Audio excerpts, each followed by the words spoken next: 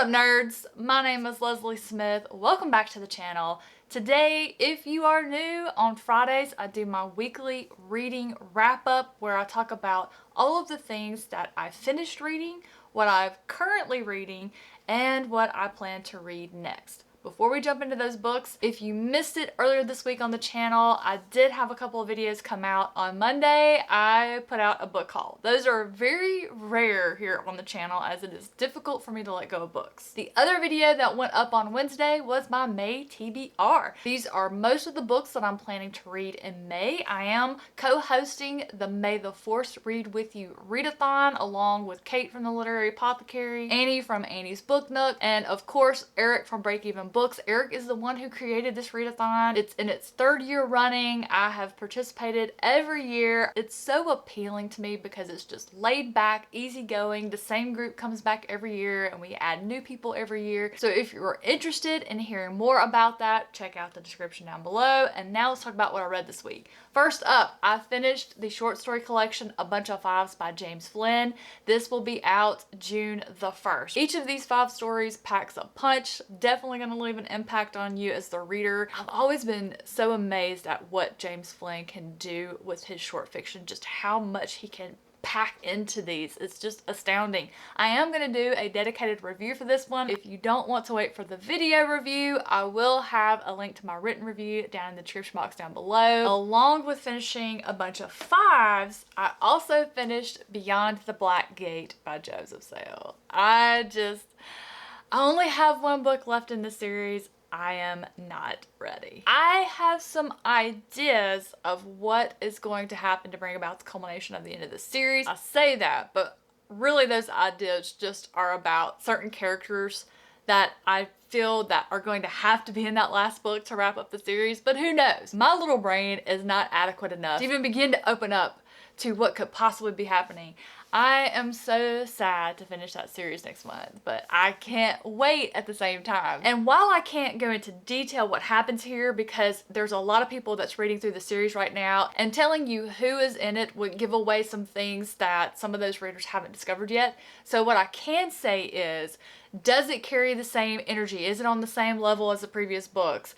Yes. Absolutely. It's just mind-bending what is happening with this series. So for those of you who are making your way through the series, I'm through book 5 and I just don't see how book 6 cannot just top it off in the most amazing of ways. I also flew through Phased by Victoria Tekken. If I was a cat, this would be catnip.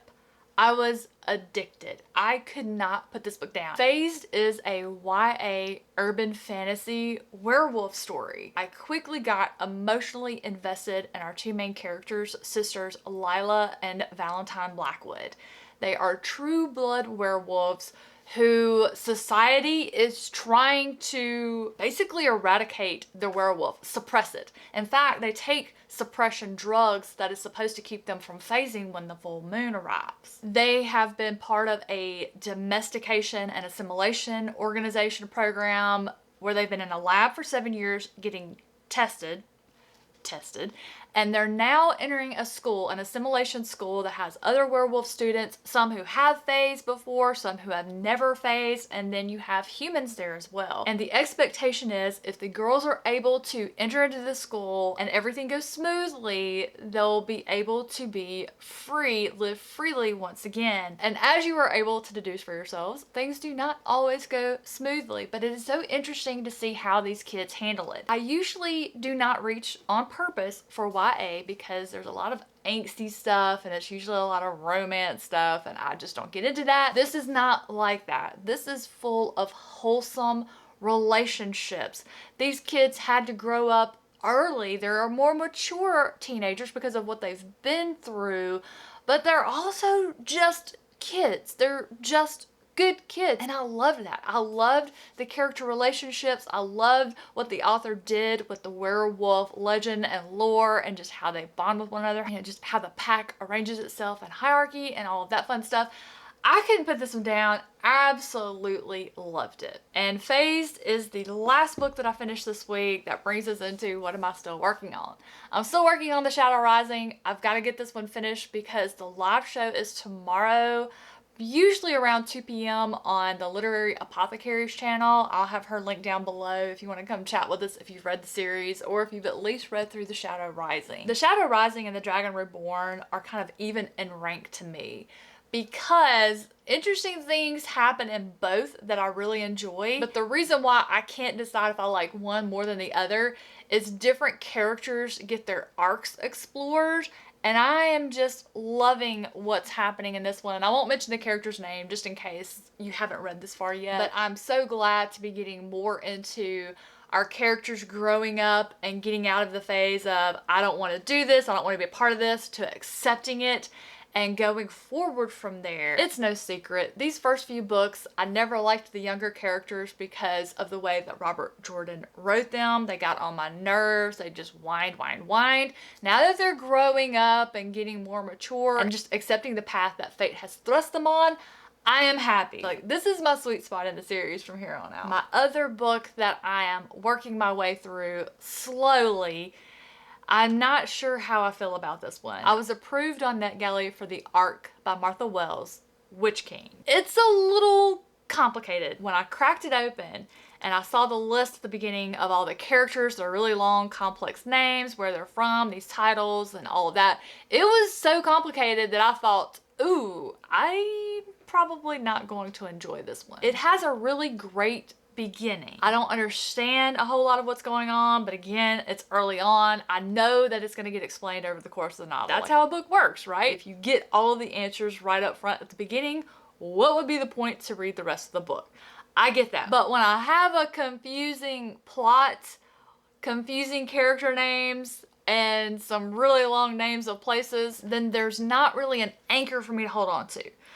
But again, I am very early on, maybe 15% of the way in. I'm reading it very slowly, trying to just keep track of what's going on, which one of the characters is explaining to a younger character who they are and the history. And so I'm getting a little bit of information there, but I don't know if this one is going to be for me, but we'll talk about that more next week. It's on the shorter side, just a little over 400 pages, so I should definitely have it done by next week and talk more about it then. And once I finish Witch King and The Shadow Rising, the next two books I'm going to be reading, I will be rereading The Trials of Ashmount and following it with its sequel, Buzzard's Bowl. Oh yeah! How y'all like my new t-shirt? My friend Victoria, who has a little Etsy shop called Nerdy Laundry, which I'll have linked down in the description below, she made me a new logo shirt. What do y'all think? Pop down in the comments below and let me know what you think. It's definitely better quality than what Redbubble was putting out. I'm completely breaking up with Redbubble. I'm gonna pull all the shirts off that site. They do not hold up over time, and they're just charging way too much for these shirts for them to be such poor quality. So let me know in the comments down below. Check out Victoria's shop in the description below. She's got a whole bunch of bookish stuff on there that y'all might find interesting.